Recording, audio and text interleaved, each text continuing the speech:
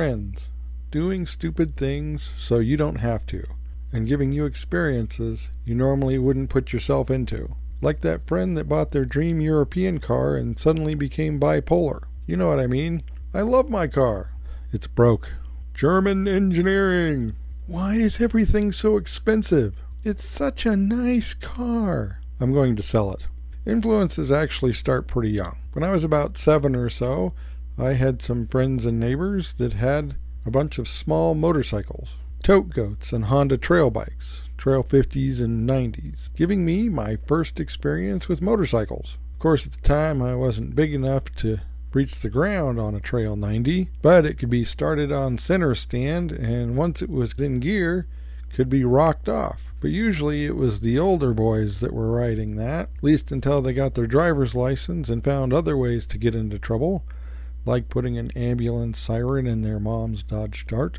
Parents of friends were always good for new experiences, such as taking us off-roading in a first-generation Ford Bronco, a bit jarring but exciting, and being the first people we knew to buy a Japanese car, a Datsun B210 hatchback, a car that I liked until she crammed 3 of us into the back seat of the thing. But really, it's the friends you have when learning to drive that'll determine what kind of car guy you turn out to be.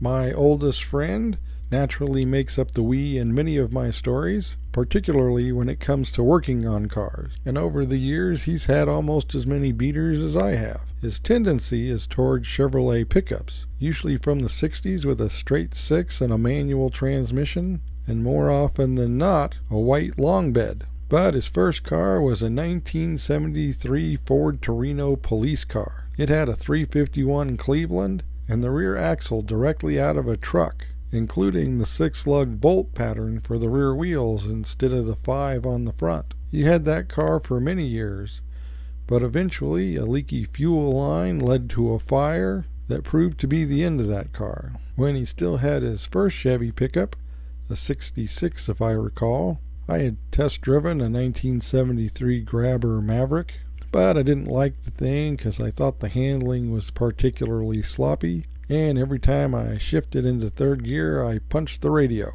But when I told him about it, he rushed right over and bought the thing, and it turned out to be another vehicle that he had for many years, and totally loved the thing. Same could be said for his first generation RX-7. At one point he had a very cool 66 Belvedere that the wheels and tires were significantly too wide for, and only fit on the thing because he had air shocks on the back, lifting the thing up high enough to clear the arched wheel wells. One day in heavy traffic, the airline got too close to the exhaust, lost all the air pressure in the shocks, and the body dropped down on those big rear tires, bringing us to a dead stop. And just getting the airline patched enough to get the car so we could move it out of the way ended up taking hours. Not long after that, he had a 63 Chevy pickup, and while we were up in the mountains, he stopped on a paved bridge to show me that it could in fact do burnouts, even with just a straight 6, and ended up shooting teeth off the pinion gear through the banjo pan. And after hiking down the mountain to get my truck to tow him down, about halfway down the axle clip broke,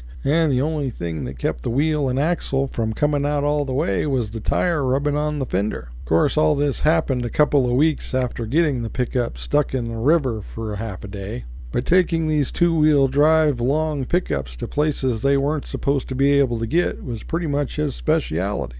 And trucks pretty much run in his family. His grandfather, who ran the local small engine repair business, drove a 1965 Ford 1-ton short bed step side, or flare side if you want to get Ford specific. It had a 300 cubic inch straight 6 and a granny low 4-speed, and had a cherry picker mounted in the bed rails, so you could just back up to something, hook it up, and swing it around right into the bed. Something I've always wanted to copy but have never gotten around to. His dad used to drive a crummy, or a crew truck, which is to say, a truck that can haul a crew and all their gear. In this case, it was a 1966 Dodge Crew Cab, 318 4-speed long bed. It was the ugliest pickup I've ever seen, and it didn't help that it had moss growing out of the paint, so we nicknamed the thing Slimer. At one point he put a tall aluminum canopy intended for a short bed on it, making it even uglier. But that didn't prevent somebody from stealing it from a mall parking lot, never to be seen again. Go figure. His uncle was into compact pickups, and he had a Datsun 620 that he had forever. Every couple of 100,000 miles he'd drop a new engine in it and just keep going. But eventually he decided he wanted to upgrade to a 4x4 Toyota. It was a high school boy's dream truck. It had dual shock absorbers at all four corners, suspension and body lift, super-sized super swampers on spun aluminum inky directional wheels, and of course a roll bar. But the thing turned out to be totally useless. The suspension was so stiff that on a simple gravel road the thing became uncontrollably squirrely at 20 miles an hour, and the first time he tried to use it to do any serious off-roading, the body flexed so bad that the paint cracked. The stock 22R four-cylinder simply didn't have the torque to make those giant tires go up anything that resembled a steep incline, and on the road it was slow, droning, and always felt like I was on the verge of tipping over. But he took off the extra shocks, removed the lift kit, put on some stock wheels and tires, and it turned into an actually pretty good truck, although he still missed his Datsun.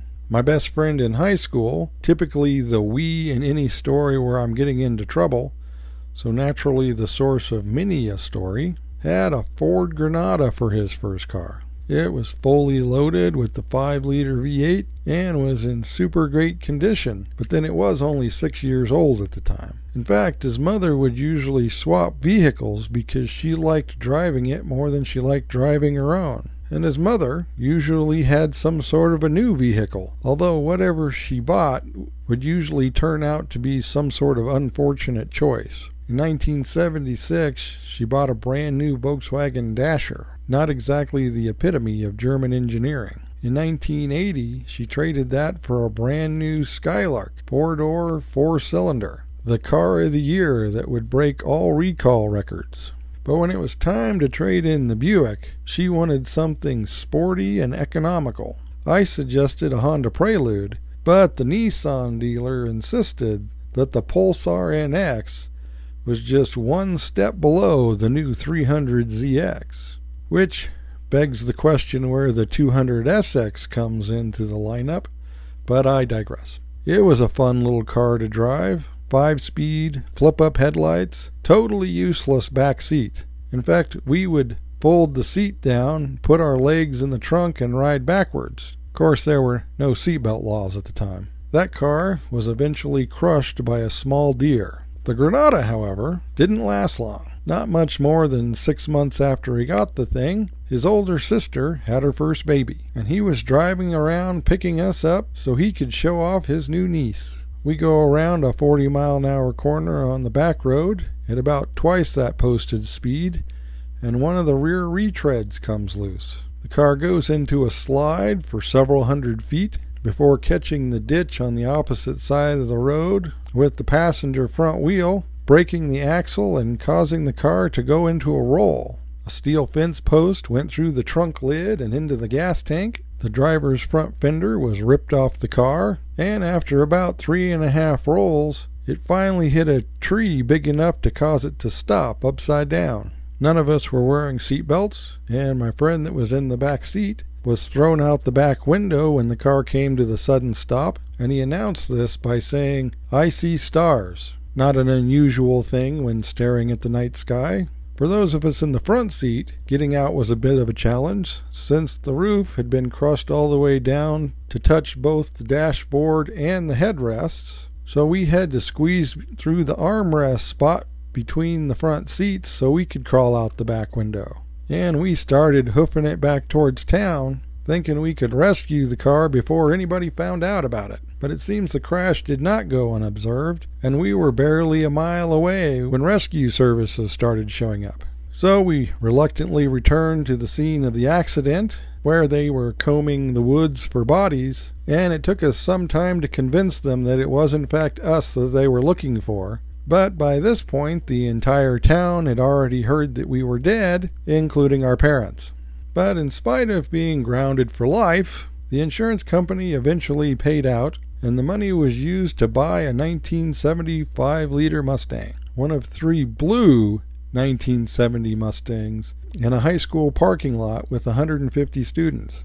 Mustangs were not exactly uncommon. The Mustang would prove to be his primary mode of transportation for the next several years, and would be wrecked multiple times. A high-speed blowout bashed in one quarter panel, his mother jackknifing a trailer attached to it bashed in another quarter panel, but it was when his sister bounced the thing over a curb, flattening the exhaust, that the car was eventually parked in his aunt's back field, where it still may be sitting to this day, although the last time I saw it, it had grass up to the steering wheel on the inside. Naturally, I was with him when he decided to get his first street bike, and he found a CB400 cheap in the classifieds. When we went to look at it, there was a moving truck in the guy's yard, and he asked if we could come back the next day while he unloaded so he could find the title. So we handed over the cash, took the bike home, but when we came back the next day, the house was empty. So over the next several years, the bike ended up being used for every idiotic stunt we could think of. One drizzly afternoon, an older gentleman we knew that had spent his life on Harley-Davidsons decided it was the perfect time to try driving a little Japanese bike. So we dragged it out to the street in front of the house. He wound it out, popped the clutch, the ass end swung around, and he shot off a river embankment. We ended up having to use machetes to cut a path through the blackberries to get him out of there so we could take him to the hospital, and fortunately it turned out that he looked much worse than he actually was. The bike, however, wasn't going anywhere ever again. The car that replaced the Mustang was a 1968 Pontiac Le Mans, 350, 2-barrel, and a Power Glide. This car was not even remotely fast, but it was bright red and had 3 feet of glass pack muffler as the primary piece of exhaust, so it was super loud. Too loud to talk to anyone else in the car when going down the highway, and loud enough that most people could be intimidated out of a race just by a blip of the throttle. And not surprising, when he met his wife-to-be, she insisted that he do something about it, and that something was to sell it to somebody who turned it into a GTO clone. That started a string of short-term cars that included an Oldsmobile 88, a Pontiac J2000, a Ford Falcon van, and a 1973 Toyota Corona Coupe, the last 2 of which he had when he decided to move north of Tri-Cities. But somewhere just before the Dalles, the water pump gasket on the Toyota gave out, and he deserted the car in a Safeway parking lot to continue his trip, and asked us to go up and save the thing. Unfortunately,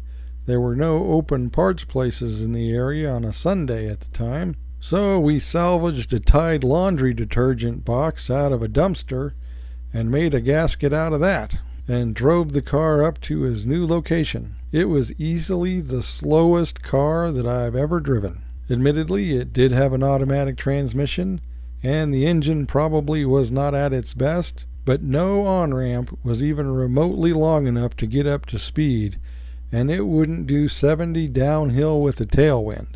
And we made most of that trip with the pedal literally pressed all the way to the floor, with no concerns whatsoever of getting a speeding ticket. And naturally, more cars would come and go. A Dodge Omni, a Monte Carlo, a Mustang II that he insisted was better than the 70 Mustang in every way, and eventually a Jeep Cherokee that was one of their favorite cars ever, in spite of having the 2.8-liter V6. One of the last times that we got together to do something stupid, maybe 15 years ago now, we decided to go dirt bike riding, where a guy had taken a D8 Cat and made his own racetrack out in the middle of the woods. He'd ridden the track before, and he loaned me a Honda CR500, and as I was unfamiliar with both the course and the bike, I started out very cautiously. But with a little practice, I started to build up my confidence and decided to give one of the smaller jumps a go. Unfortunately, I flew a tad bit further than anticipated, well beyond where the track made a right-hand turn, and hitting a large Douglas fir while still about 6 feet off the ground. Just a grazing blow, but I was knocked well off the bike and rolled through the blackberries. Fortunately, I had goggles on, as I had so many scratches on my face, I looked like I had a sunburn. The bike's front wheel got buggered up a bit on the impact, and I ended up with a small 2-inch scar, but overall walked away mostly unscathed. At least I thought so, but my wife insisted that we weren't allowed to play together anymore. Of my friends growing up, at least one wasn't a troublemaker. Class president, college scholarship, terrible driver. For his first car, he inherited a 1973 Oldsmobile 98 from his grandfather and proceeded to be in several crashes. Lost control on a back road, took out a telephone pole, no damage to the car. Was racing through an alley to make a shortcut, slammed into the side of a garbage truck, moving it sideways about 4 inches at the rear axle, no damage to the car. Some guy in a Ford Escort ran a red light, clipped his front bumper, totaled the Escort, peeled the edge of the rubber trim off the corner of his bumper. Sadly, this friend would die in a car crash while driving his girlfriend's Nissan Sentra. The youngest of my friends growing up is a hardcore Ford guy. I couldn't even tell you how many Mustangs he's had over the years. But most of the interesting cars actually belong to his parents, like a pink 63 Skylark, or the 1969 Torino GT that I took my driver's license test in. A car that in 1984 they took in and traded for a brand new Tempo. A Tempo that was weeks old when I decided that on a rainy evening I would put it in neutral, wind it out, and slam it into drive to see how well I could spin the tires, but instead the engine management system committed suicide, fortunately covered under warranty. A car that in 1987 they would trade in for a brand new Mustang GT that I attempted something similar on a hot, dry, sunny afternoon and managed an actual smoky burnout. But the real vehicle of interest here is a 1979 Ford F-250 Camper Special. When the original 460 gave out, it was replaced by a 429 Cobra Jet out of a 69 Mach 1. It was a 4-speed and 4-wheel drive, and if you attempted to do a burnout in it, it would do little chirpy bunny hops. The truck would be passed around their family, and at some point had got a lift kit put on it, and eventually ended up in the hands of my brother. Where it is now, I couldn't say. But the fastest car in town when I was growing up belonged to another friend of mine's dad. He had a number of interesting cars, including a Boattail Riviera and a Buick Apollo with a 455 slapped in it. But the car in question was a Corvair. No kidding. Every couple of months he would bring this thing out and drive it across town to the post office, and there were constant rumors about it. Several people claimed to have seen the thing doing wheelies, and a local mechanic that I knew insisted the thing had to have at least 650 horsepower. And in spite of the thing having rear wheels that seemed impossibly wide for a rear-engine car, no one I knew had actually seen the engine in the thing. But one afternoon, when he and it were in front of my house, a local gentleman who imported gray market cars from Germany pulled up in a slant-nose 911 Turbo and asked him when he was going to let him race that thing. And the response was, "Whenever you get something that's competition." Now keep in mind, this was a small town. One guy I knew had to drive up 8 miles of 6% grade on gravel road to get to his house, something his family had done for generations. And it had never really been a problem until he got a late 90s Toyota Camry, the epitome of reliability. But about 6 months after he got it, front wheel bearing went out. He took it in, it was replaced under warranty. A few months after that, he lost another front wheel bearing, and then another one. So then the dealer started asking him about the circumstances that might be causing the situation, and when he told them about the drive to his house, they voided his warranty, because apparently there's a significant difference between reliable and durable. But it can be hard to anticipate how a car will work for its intended purpose. I had a neighbor that desperately needed a second car. He would regularly call me from work to come pick him up because his girlfriend wasn't available. And I told him that I knew where there was a low miles, super clean 1973 Cadillac DeVille for $800. And he immediately called it a pimp mobile and suggested that I might as well be trying to sell him a fur bowler. So the next time he called me for a ride, I picked him up in the Cadillac, and I showed him how nice and roomy it was, and all of the features such as power everything, and cruise, and rain sense, and light sense. And then I showed him what the torque of a 472 Cadillac V8 was capable of. So he bought the car, and his girlfriend threw a fit. A week later, I see him pulling into the driveway in his girlfriend's Subaru. So I go out to ask him if something had happened to the Cadillac. And he says, "No. Ever since I let my girlfriend drive the Cadillac, I'm only allowed to drive the Subaru." I had another neighbor that had a 928 S4, but lost his license for doing 165 and a 45. So for the next several months, got to be chauffeured around by his wife in her classic 1979 Toyota Corolla. And naturally, a lot of people are brand loyal or collect a specific type of car. I knew a guy that collected first generation Honda Civics. Always had a dozen of them sitting in his backyard. And his daily driver was a 1958 Chevy Apache. My former brother-in-law, who was big on dropping Oldsmobile 455s into old trucks to compete in mud bogs or pulling competitions, was a huge Chevelle fan. He once told me that his goal in life was to own every year of Chevelle, and when I'd suggested I thought he'd already done that, he replied, "Not all at the same time." A former colleague of mine collects Imperials, not Chrysler Imperials, but real Imperials, those of 1955 to 1975, or in this case more specifically 1955 to 1968. And when I once suggested that he had to have more than 15 cars, he insisted it was only 12 because parts cars don't count, although it's not always easy to determine which cars were the parts cars. And the same guy has a 1968 Ford Fairlane Cobra that his mother bought new, that he almost sold in the 80s after putting a dress-up kit on the engine because it wasn't worth anything. Fortunately, he didn't sell it, and he kept all the parts he took off it, and it has been returned to its original form. And of course there are many, many others, like the guy with the 911 powered Sterling kit car that ended up stuck in it for several hours when the alternator died, because without power there was no way to get out of the doorless car. But these days I only have one local car friend, and we don't get together as often as we'd like.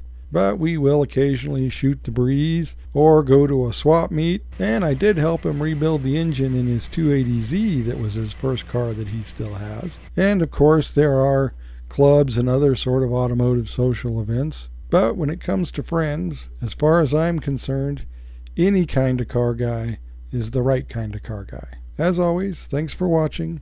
Don't forget to comment below and like and subscribe.